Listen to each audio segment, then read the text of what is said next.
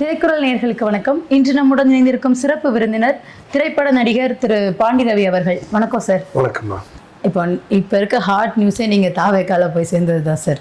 திடீர்னு இந்த முடிவு, அது வரலாமல் ஒரு 9 days முன்னாடி தான் பிஜேபியிலேருந்து விலகி இருக்கீங்க, தாவேக்கால இணைஞ்சிருக்கீங்க. என்ன காரணம் சார் திடீர்னு இந்த நிலைக்கு? இல்லை, நான் சின்ன வயசுலேருந்து எங்கள் அப்பா கூட வந்து பிஜேபியில் தான் இருந்தேன். அப்போ வந்து எனக்கான அங்கீகாரம் அங்கே கிடைக்கல பிஜேபியில். ரெண்டாவது, நான் வந்து எந்த பதவியும் எதிர்பார்க்கல. நான் வந்து என்னை முழுமையாக பயன்படுத்திக்கலாம். அவங்க நான் வந்து எனக்கு இதை கொடுங்க அதை கொடுங்கன்னு கேட்டதே கிடையாது. அப்போ வந்து எனக்கு ஒரு பப்ளிசிட்டி இருக்குது, எனக்கு ஒரு பாப்புலாரிட்டி இருக்குது. இதை வந்து முறையாக அவங்க பயன்படுத்தி நம்மளுக்கு யூஸ் பண்ணிக்கவே இல்லை. நம்ம வாலண்டியராக போய் ஆஃபீஸ்க்கு போனோம்னா ஏதோ வேலை இல்லாமல் வந்து நிற்கிறாங்கன்னு நினச்சிட்டாங்கன்னு நினைக்கிறேன். பட் பப்ளிக்கில் போனால் அவ்வளோ அளவுக்கு ரெக்கக்னைஸ் இருக்கும்.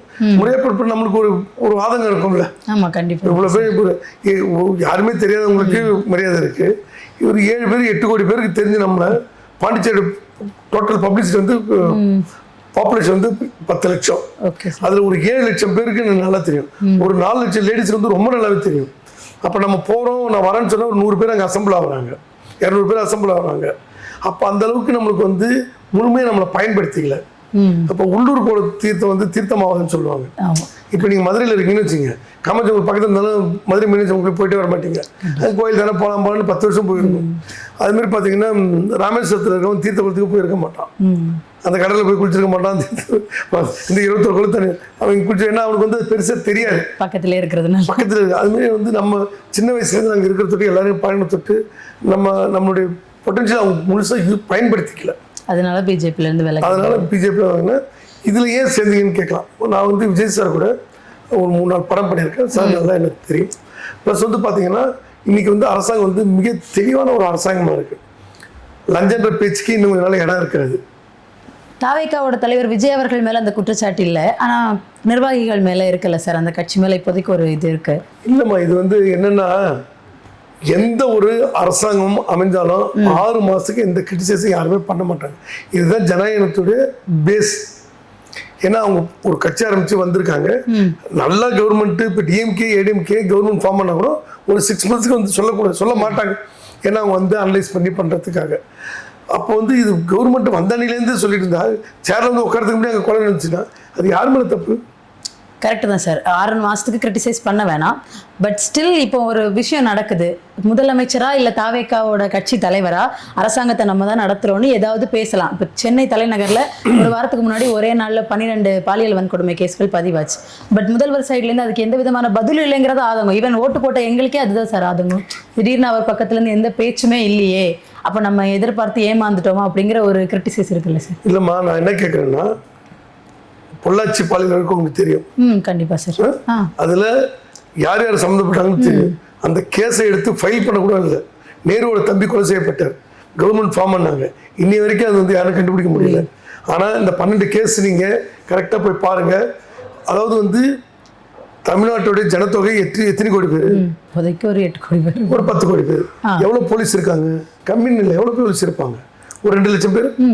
அப்ப வேற எவ்வளவு எத்தனை ஆயிரம் பேருக்கு ஒரு போலீஸ், எத்தனை லட்சம் பேருக்கு ஒரு போலீஸ்? குறைஞ்சது ஒரு 2 லட்சம் பேருக்கு 1 லட்சம் பேருக்கு ஒரு போலீஸ். அப்ப காவல்துறை வந்து நம்ம நண்பன், அவங்க வந்து ஒர்க் பண்ணுவாங்க. இப்போ இவ்வளவு பெரிய இடம் இருக்கு, இவ்வளவு பெரிய இடத்துல இந்த வீட்டு உள்ள தப்புனா போலீஸால வந்து எல்லா வீட்டு உள்ள கதவு தட்டி இருக்க முடியாது. பப்ளிக்ல ஒரு பிரச்சனை நடக்கிற டக்குனு போலீஸ் ஃபோன் பண்ணா உடனே வந்துருவாங்க. இங்கேயோ ஒரு குக்கிராமத்துல ஒரு பெரிய கொடுமை என்னன்னா, இப்போ ஒரு வாரத்துக்கு முன்னாடி நார்த் இந்தியா இந்த வேலை செய்கிறாங்கல்ல, 3 வயசு குழந்தைய எடுத்துகிட்டு போய் பண்ணக்கூட விஷயம் பண்ணியிருக்கான். அந்த குழந்தை எழுந்திரிச்சு. இது அரசாங்கம் வந்து உடனே தெரிஞ்ச உடனே போய் சிசிடிவி கேமரா யாருன்னு பார்த்த உடனே அவனை அரெஸ்ட் பண்ணி அவனுக்கு உண்டான எஃப்ஐஆர் போட்டு பண்ணியிருக்கேன். இந்த 12 குற்றங்கள் மேலே உடனே எஃப்ஐஆர் போடப்பட்டிருக்கா, குற்றவாளி கண்டுபிடிக்கப்பட்டிருக்காங்களா, கோர்ட்டு முன் நிறுத்தப்பட்டிருக்கான்னு பாருங்க. அதுக்காக வந்து தப்பு நடக்குது சப்போர்ட் பண்ண நான். கவர்மெண்டால் என்ன பண்ண முடியும்னா, பப்ளிக்ல வந்து தப்பு நடக்காத அளவுக்கு பயத்தை வந்து கிரியேட் பண்ணலாம். தப்பு பண்ணா உனக்கு தண்டனை கிடைக்கும், நீ தப்பிக்க முடியாது, உனக்கு யாரும் சப்போர்ட் வர மாட்டாங்க அப்படின்றத கவர்மெண்ட் ஃபார்ம் பண்ண முடியும். கவர்மெண்ட் வந்து கிரியேட் பண்ண முடியும். யாரா இருந்தாலும் தப்பு பண்ண தண்டனை அனுபவிச்சோம், சட்டத்திலிருந்து நீ தப்பிக்க முடியாதுன்றத ஒரு அரசாங்கத்தால் பண்ண முடியும். சட்டத்தின் ஆட்சி தான் நடத்த முடியும். இப்போ நான் என்ன கேட்குறேன்னா, இந்த 12 அது வந்து ரொம்ப மனசு கஷ்டமான ஒரு விஷயம். புள்ளியல் விவரம் உங்களுக்கு தெரியும், எடுக்குங்க. போன வருஷம் மாசம் தமிழ்நாட்டில் எத்தனை கொலைகள் நடந்திருக்கு, எத்தனை பாலியல் வன்கொடுமை இருந்திருக்கு, எத்தனை ஆக்சிடென்ட் இருந்திருக்கு. முந்தைய அரசு மேல வைக்க அரசுன்னு சொல்லுமா, இந்த மாசம் பொதுமக்கள் எவ்வளவு தப்பு பண்ணியிருக்காங்க. அரசு தப்பு பண்ணல, முந்தைய அரசு சரி, இந்த அரசு. முந்தைய அரசு ஆட்சி பண்ண காலத்துல மாசம் சட்ட ஒழுங்குல இவ்வளவு பிரச்சனை இருக்கு. முதலமைச்சர் விஜய் அவர்கள் மேடை ஏறி பேசும்போது விஜய் அண்ணானே சொல்லலாம், முதலமைச்சர்னு அவர் இன்னி வரைக்கும் ஃபீலே பண்ணல. உங்க வீட்டுல உங்க அண்ணாவா, உங்க குழந்தைங்களுக்கு மாமாவா, பேரே உங்களுக்கு பிள்ளையா தான் அவர் இன்னி வரைக்கும் ஃபீல் பண்றத தவிர நான் முதலமைச்சர்னு சொல்லி எங்கேயுமே வந்து பதவி ஏற்றதுக்கு அப்புறம் சொன்னதே கிடையாது. பதவி ஏற்றதுக்கு அப்புறம் சொல்லி அவனுக்கு ஒரு தடி சொன்னாங்க தவிர இன்னி வரைக்கும் அந்த இதே கிடையாது. இப்ப பாத்தீங்கன்னா வீதி எல்லாம் பாத்தீங்கன்னா முதலமைச்சர் வருகிற பேனர் வச்சு இது வச்சு என்னென்னமோ போட்டாங்க, எதுவுமே கிடையாது. இன்னைக்கும் வச்சிருக்காங்க சார் அவர் பிறந்த நாளைக்கு வைக்கிறதுமா. போன தட்டில் பார்த்தீங்கன்னா தெரியும், அது வந்து வேணான்னு சொல்லி எவ்வளோ சொல்றாங்க, பேனர் வைக்காதீங்க, ஃப்ளக்ஸ் நற்கருங்க பண்ணுங்க. இவங்க அது ஒரு பாராட்டத்தக்க விஷயம் சார். பேனர் வைக்க வேணாம்னு சொல்றாங்க, விஜய் அவர்கள் சொல்றாங்க, அண்ணன் சொல்றாங்க, எல்லாம் சொல்றாங்க. ஆனா அந்த தொகுதியில் இருக்கிறவங்க அவங்கள வந்து கொஞ்சம் போர்ட்ரேட் பண்ணிக்கணும் ஆசைப்படுவாங்க. ஏன்னா நான் தான் செய்யறேன், மனிதனுடைய அதுக்கு இல்ல, மனிதனுடைய இயல்புமா. அது வந்து இந்த இடத்துல நான் தான் செய்யறேன்னு நான் தெரிஞ்சுக்கணும், நான் தான் செய்யறேன்னு பப்ளிக் தெரியுன்றதுக்கு எல்லாரும் தனிப்பட்ட மனித ஆசைப்படுவாங்க. அதை மீறி சாருக்கு உங்களுக்கு தெரியும், போன தட்டில் வந்து ஒரு சிஎம் போறேன்னா என்ன காப்பரா நடக்கும்னு சொல்லி. அன்னைக்கு நான் வரேன் ஏர்போர்ட்லேருந்து அந்த டெல்லிக்கு போயிட்டு வராங்க. அந்த கிண்டி ரோட்டில் ஒரு ஓரமாக சும்மா ஒரு பிளாஸ்டிக் வச்சு போலீஸுங்க அது ஓரமாக போயிட்டே இருக்காங்க. கான்வாய் முதல்ல சிஎம் கான்வாய்னா இந்த பக்கம் முன்னாடி பின்னாடி எல்லாம் வந்து அப்படியே இப்படி வரும், பான்னு வரும், இப்படி ஒரு ஓரமாக போயிடுறாங்க, அந்த ஒரு லைனில் போயிடுறாங்க. நீங்க பிஜேபியில இருந்து விலகின ஒரு காரணம் இருக்குல்ல சார், அங்க எனக்கு அங்கீகாரம் கிடைக்கல அப்படிங்கிற ஒரு காரணம் சொன்னீங்க. அங்கீகாரம் கிடைக்கலன்னு சொல்ல, முழுமையாக அவர்கள் பயன்படுத்திக் கொள்ளவில்லை, என் அருமை அவர்களுக்கு தெரியவில்லை. எதுக்கு நம்ம அருமை தெரியாதவங்க நம்ம பயன்படுத்திக்கிறவங்க, நானும் ரவிதாரன் ஏறிட்டு போறதுக்கு போனோம். எப்பயுமே வந்து சம்டைம்ஸ் மீடியாவுக்கு வந்து எதுவும் கிடைக்கலன்னு வச்சுக்கலாம், இப்படி யாராச்சும் ஒருத்தர் கிளப்பி விடுவாங்க. புரியுதா உங்களுக்கு? இன்னைக்கு இருக்கக்கூடிய 108 பேரும் 108 எங்களுடைய சகோதரர்களும் சாருடைய, நான் இப்பதான் வந்திருக்கேன் கட்சியில், சார் மேல அதாதியான அன்பு கொண்டவங்க. புரியுதா? அவங்க எதையுமே எதிர்பார்த்து இந்த கட்சிக்கு அவங்க வரல. அவங்க 30 வருஷமா சார் கூட இருந்து வந்து எல்லாமே சாதாரண மக்கள். எலெக்ஷன்லாம் பாத்தீங்கன்னா பெருசெல்லாம் ஒன்று செலவு பண்ணி யாரும் வரல. 50 கோடி செலவு பண்ண லிஸ்ட் அவங்களுக்கு கொடுக்குவா, 100 கோடி செலவு பண்ண லிஸ்ட் கொடுக்குவா, நான் முடிச்சிருவேன். எல்லா கட்சியிலையும் 50 கோடி 60 கோடி 30 கோடி செலவு பண்ணுவாங்க. இங்க அப்படி வரல. இன்னைக்கு நம்ம இந்து அருணாச்சல ரமேஷ், அவங்க அப்பா வந்து 3000 சம்பளத்துக்கு கோயில் அர்ச்சகரா இருக்காரு. அவங்க அம்மா மயிலாப்பூர்ல வந்து ஒரு வீட்டுல சமைச்சு கொடுத்துட்டு இருக்காங்க. இவர் மினிஸ்டர் ஆனப்பறம் அவங்க சொன்னதுக்கு கூட கேட்கல, இன்னைக்கு கூட ஒரு பேட்டி கொடுத்துருக்காரு. நான் எதுக்கு சொல்றேன்னா, இந்த 108 பேரும் எந்த விதமான பெரிய அரசியல் பலமெல்லாம் இல்லாம விஜய் அண்ணாவை நம்பி வந்தவங்க. ஆதவர்ஜுனா அவர்கள் யாரு? ஆதவர்ஜுனா அவர்கள் வளர வளர எல்லாமே வந்து சேருவாங்கம்மா, வந்து அந்த இடத்துல உண்மையா இருப்பாங்க. அப்படின்னு பார்த்தா எந்த கட்சியிலையும் யாருமே இல்ல. நீங்க 108 பேருக்கும் பெரிய பேக்ரவுண்ட் இல்ல, நீங்க ஆதவர்ஜுனா அவர்கள் இருக்காங்க, அதுல ஒரு 4-5 பேர் வந்து சேர்ந்து இருக்காங்க. அவங்க நம்பி வந்தவங்க, அவங்களுக்கு ஒரு பேக்ரவுண்ட் நம்பி இருக்காங்க. சரி, ஒரு 100 பேர் வச்சுங்க, 5,000 பேர் பேக்ரவுண்டோட வந்துருக்காங்க. அந்த 100 பேர் மெஜாரிட்டி வச்சுங்க. ஆதவர்ஜுனா கூட தலைவர் மேல தளபதி மேல ஒரு அசைக்க முடியாத நம்பிக்கையில் வந்திருக்காங்க. இன்னைக்கு புஷேனா கூட என்ன சொல்றாங்க, கட்சி பேரை சொல்லி யாராச்சும் கேட்டாங்கன்னா அங்கேயே கட்டி வச்சிருக்கேன்னு சொல்றாங்க. கட்சி பேரை சொல்லி பதவியை சொல்லி யாராச்சும் வந்து அரசு அதிகாரத்திலேயே சொன்னா அங்கேயே கட்டி வச்சிருங்க. எந்த கட்சியை வச்சு சொல்ல முடியுமா அது மாதிரி? இல்ல சார், டிஎம்கேல இருந்து சொல்லுங்க. கட்சிக்காரங்க ஜெயிச்ச உடனே கரத்துண்டு போட்டுக்கிட்டு போய் மிரட்டுறது தானே அவங்க வேலை. ஏதாச்சும் இது வரைக்கும் ஒரு பொதுச் செயலரோ இல்லை தலைவரோ கட்சிக்காரங்க எக்காந்து கொண்டு அரசு அலுவலகத்துக்கு போகக்கூடாது, ரெக்கமெண்டேஷன் கொடுக்கக்கூடாது. நீங்கள் அவர் மேலே வச்சிருக்க நம்பிக்கை, அவர் வந்து முதலமைச்சர் ஆகிட்டீங்க, அவர் 10 கோடி மக்களுக்கு நல்லது செய்ய வந்திருக்காரு, அவர் எந்த தொந்தரவு பண்ணாத பேரை கெடுக்காதீங்க, யாரும் எக்கந்து எங்கே போகாதீங்கன்னு சொல்லக்கூடிய மீறி 1-2 எங்கேயாச்சும் போகுமா? ஹாஸ்பிட்டல்ல, கவர்மெண்ட் ஹாஸ்பிட்டல்ல போய் டாக்டர் வந்து ஆக்சிஜன் சிலிண்டர் பத்தி கவுண்ட் சொல்றாரு, போயிருக்கிற அமைச்சர் ஏன் தளபதி போட்டோ மாட்டலன்னு கேட்குறாங்க சார். இது ஆய்வு பண்ண போறேன்னு இந்த இடத்த தொல்லை பண்ற மாதிரி இல்லையா சார்? இல்லைம்மா, அதாவது வந்து நம்ம இதில் வந்து எல்லா இடத்துலையும் முதலமைச்சருடைய ஃபோட்டோ மாட்டுறது ரூல் இல்லை, எல்லா இடத்துலையும் பண்ணுவாங்க. இப்போ அது கூட இல்லைன்னா இப்போ எங்கிட்ட அங்கே எல்லா இடத்துலையும் முதலமைச்சர் ஃபோட்டோ இல்லாட்டினா வந்து கொஞ்சம் இருக்கு, president, prime minister, CM photo. இது தப்பு கிடையாது, இது வந்து சட்டத்தில் இருக்கிறதான கேட்குறேன். ஒரு இடத்துல போனாங்கன்னா அந்த ரூம்ல இருக்கு சார் போட்டோ, அது அங்க மாட்டி இருக்கு, ஏன் இங்க மாட்டலன்னு கேட்குறாங்க. ஏதாவது கேள்வி கேட்கணும்னு கேட்குற மாதிரி கேட்குறாங்க சார். இல்லை, நான் தான் சொல்றேனம்மா, ஒரு பெரிய வெள்ளை வேட்டி இருக்கு, அதுல ஒரு சின்ன ஒரு புள்ளி இருக்கு, கருப்பு புள்ளி. ஏன் அந்த கருப்பு புள்ளியே பார்த்துக்கிட்டு இருக்கீங்க?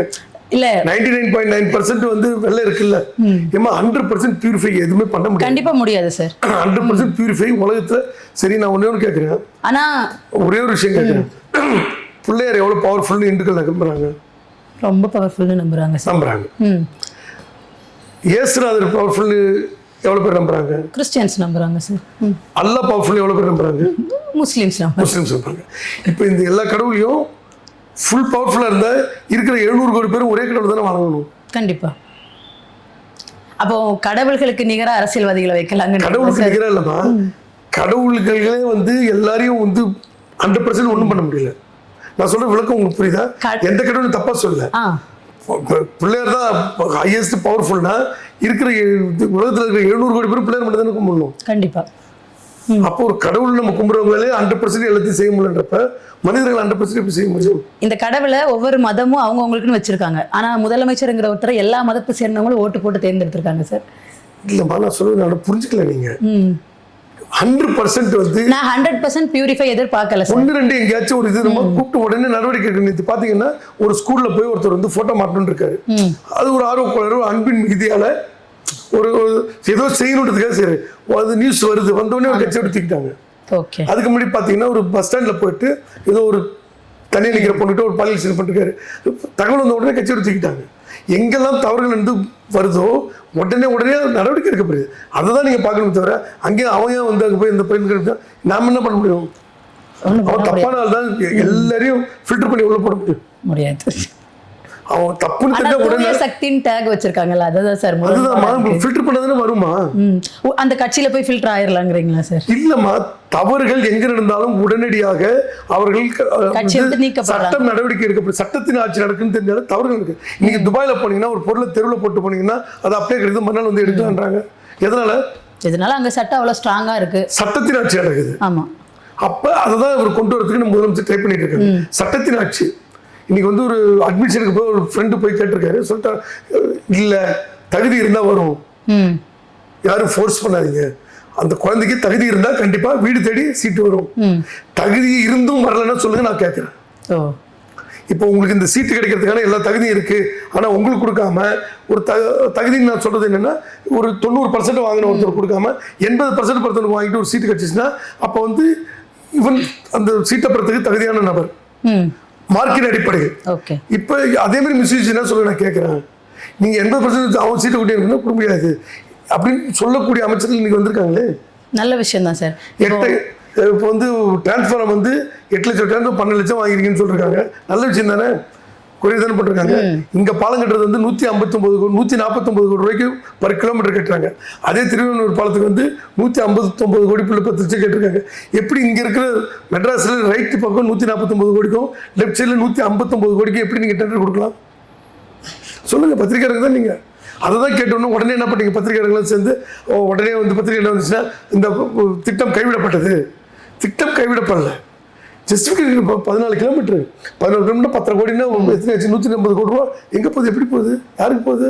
அப்ப இந்த ஆட்சியில் அந்த மாதிரி எதுவும் நடக்காதுங்கிறீங்க? 100% தளபதி தலை ஆட்சியில் அது நடக்க வாய்ப்பே கிடையாது. தலை எப்படி இருக்கோ வாழ அப்படிதான் இருக்கும். இப்பதானே சார் சொன்னீங்க கட்சியில் அங்கங்க 1-2 பேர் தப்பா இருக்காங்க, அப்ப தலைவர் மாதிரி இருக்கான்றீங்களா? இல்லம்மா, நீங்க வந்து வேறட்டு வந்து வீம்புக்காக கேள்வி கேட்கிறேன் சார். ஏன்னா டெய்லி இப்ப விஜய் அவர்களை பத்தி கம்ப்ளைண்ட். நான் இப்ப வீட்டுல வந்து அப்பா வந்து ஸ்ட்ரிக்டா இருப்பாருமா, பையன் ஒரு சின்ன தப்பானா அப்பா பையன் சொல்ல முடியுமா? கண்டிச்சு கரெக்டா கொண்டு வராங்க. நான் சொல்றேனே, இப்ப சிங்கப்பெண் இது பண்ணாங்க. ஃபர்ஸ்ட் கேஸே வந்து ஒரு உறுப்பினர் தாவக உறுப்பினர்னாங்க, ஆனா நடவடிக்கை எடுக்கிறாங்க. அதுதான் நீங்க பாராட்டணும். தவிர எந்த கட்சிக்காரங்க எந்த இனம் எந்த மதம் எந்த மொழின்னு தெரியாம தவறு செஞ்சா உடனே அவங்களுக்கு வந்து சட்டப்பூர்வம் நடவடிக்கை எடுக்கிறாங்களா அதை தான் பார்க்கணுமே தவிர அந்த ஒருத்தம் பண்ணிட்டான்னா என்ன பண்ண முடியும்? ஒன்றும் பண்ண முடியாது சார். அது சரி, கட்சிக்காரங்க விட்டுட்டாங்கப்பான்னா நீங்க கேட்கற நியாயமான விஷயம் இல்லையே, அதையே பாராட்ட மாட்டீங்க. ஒரு விஷயத்த விட்டுருக்காங்க சார். ராமநாதபுரத்துல ஒரு அவங்களும் விஜய் ரசிகை 25 ஆண்டுகளா அவங்கள லாட்ரி சீட்டு விற்க வச்சு அதுக்கப்புறம் அதுல கமிஷன் வாங்கி தர்றேன்னு அந்த ஸ்ரீவைகுண்டம் எம்எல்ஏ சரவணன் அவரோட இதுல கூட்டு போயிருக்காங்க. கார்ல கூட்டு போய் ஹராஸ் பண்ணியிருக்காங்க. ஆனா விஷயம் வெளியே வந்தப்போ அவர் என்ன சொல்லியிருக்காரு? நீ இதெல்லாம் பெருசு பண்ணாதம்மா, நான் மேலிடத்துல சொல்லி உனக்கு வேலை வாங்கி தரேன்னு சொல்லியிருக்காரு. அவர் மேல எந்த ஆக்ஷனுமே எடுக்கல சார். அவர் ஒரு எம்எல்ஏ சட்டமன்ற உறுப்பினர் சார். அவர் மேல எந்த ஆக்ஷனும் எடுக்கல. இந்த கேஸ் எது போடலையா? எது ஃபைல் பண்ணலையா? அவர் எம்எல்ஏ மேல கேஸ் ஃபைல் பண்ணல. ஏன்னா அவங்க கூட்டிட்டு வந்தது எம்எல்ஏக்கு தெரிஞ்ச 2 பேர். அவங்க 2 பேர்கிட்ட இந்த பெண் கேட்கும்போது அவங்க சொல்லியிருக்காங்க அது எல்லாம் சரவணன் சொல்லி தான் நாங்கள் உங்களுக்கு கூட்டி வந்தோம், நீங்கள் அங்கே பேசிக்கங்க அப்படின்னு இருக்காங்க. இவங்க எம்எல்ஏ சரவணன் கான்டாக்ட் பண்ணால் அவர் இதெல்லாம் பெருசு பண்ணாதீங்க, நான் மேல் இடத்துல சொல்லி உங்களுக்கு வேலை வாங்கி தரேன்னு இருக்காரு. கேஸ் இவங்க 2 பேர் மேலே ஃபைல் ஆயிருக்கு, எம்எல்ஏ மேலே ஃபைல் இல்லை. ஆயிருக்கு. இது நீங்கள் மீடியாவில் ஸ்ட்ராங்காக பண்ணால் கண்டிப்பாக தளத்தை அவர் நடவடிக்கை எடுப்பாங்க, புதுசாக நடவடிக்கை எடுப்பாங்க. இது எந்த அளவுக்கு எனக்கு தெரியாத மாதிரி நான் பில்டப் பண்ண முடியாது. இதெல்லாம் ஏன் பர்ஃபெக்டாக நீங்கள் வந்து கேட்கலாமே, பதில் சொல்லுவாங்களே, செய்வாங்களே. இப்படி ஒரு விஷயம் வந்து மிஸ் ஆயிருக்கு, இது ஏன் பண்ணலன்னு கேட்டால் கண்டிப்பாக வந்து 100% நடவடிக்கை எடுப்பாங்க. நீங்க இப்போ தளபதி அவர்களோட கட்சியில சேர்ந்திருக்கீங்க, உங்களோட பேட்டியில நான் இதை பதிவு பண்ணியிருக்கேன். கண்டிப்பா அவங்களுக்கு ரீச் ஆகும், நல்ல ஆக்ஷன் எடுப்பாங்கன்னு நான் நம்புறேன் சார். 100% அவங்க நாலேஜுக்கு போச்சுன்னா கண்டிப்பா வந்து தகுந்த நடவடிக்கை எடுப்பாங்க. யாருக்கும் தயவுதாட்சணே கிடையாது இந்த கட்சி. ஓகே சார், இதுவரை உங்களோட கருத்துக்களை, உங்களோட திரைத்துறை அனுபவங்களை ரொம்ப பகிர்ந்துக்கிறீங்க. இப்போ புதுசா ஒரு கட்சியில சேர்ந்திருக்கீங்க, இங்க உங்களை முழுசா பயன்படுத்தி அண்ட் நீங்க மக்களுக்கு நல்லது பண்ற ஒரு இடத்துக்கு சீக்கிரம் போகணும், அதை நான் பார்க்கணும்னு உங்களை வாழ்த்துறேன் சார். ரொம்ப நன்றி.